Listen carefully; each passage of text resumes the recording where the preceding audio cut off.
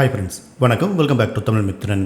மறைந்த பழம்பெரும் நடிகர் சிவாஜி கணேசன் அவர்களுடைய சிலைக்கு அஞ்சலி செலுத்துகிற நிகழ்ச்சியில் நடிகர் பிரபு மேடையில் பேசிட்டு இருந்தப்பயே முதியோர் ஒருத்தர் சிவாஜி கணேசன் அவர்களுடைய மூத்த மகன் ராம்குமார் அவர்கள் சராமரியாக தாக்கி பின்னாடி தள்ளிவிட்ட வீடியோ சோசியல் மீடியாவில் வைரல் ஆகிட்டு இருக்கு.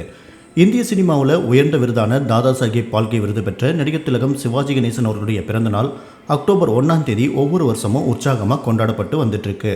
அந்த வகையில் இன்னைக்கு அவருடைய பிறந்தநாள் விழாவை செலிப்ரேட் பண்ணியிருக்காங்க. நடிகர் திலகம் சிவாஜி கணேசன் அவர்களுடைய 97வது பிறந்தநாளையொட்டி சென்னை அடையாறில் இருக்கிற சிவாஜி கணேசன் மணிமண்டபத்தில் இருக்கிற அவருடைய சிலைக்கு முதல்வர் ஸ்டாலின் அவர்கள் மலர் தூவி மரியாதை செலுத்தி புகைப்பட கண்காட்சியை திறந்து வச்சு பார்வையிட்டிருக்காரு. இதைத் தொடர்ந்து பல அரசியல் கட்சி தலைவர்கள், நடிகர், நடிகைகள் நேரில் வந்து சிவாஜி கணேசன் அவர்களுடைய சிலைக்கு மலர் தூவி அஞ்சலி செலுத்தியிருக்காங்க. இந்த விழாவில் சிவாஜி அவர்களுடைய ரசிகர்கள் பலரும் கலந்துட்டு இருக்காங்க. இந்த விழாவில் நடிகர் பிரபு மேடையில் பேசிட்டு இருந்தப்ப சிலர் மேடையில் ஏற முயற்சி பண்ணியிருக்காங்க. இந்த நிலையில் பின்னாடி இருந்த ஒருத்தர் ராம்குமார் அவர்களை சைடில் தள்ளிவிட்டு முண்டியடித்து முன்னாடி வர முயற்சி பண்ணியிருக்காரு. இதனால் கோபமடைஞ்ச சிவாஜி கணேசன் அவருடைய மூத்த மகன் ராம்குமார் தன்னோட கை முட்டியால் அவரை சராமரியாக தாக்கியிருக்காரு. இது தொடர்பான வீடியோ சோசியல் மீடியாவில் வைரல் ஆகிட்டு இருக்கு.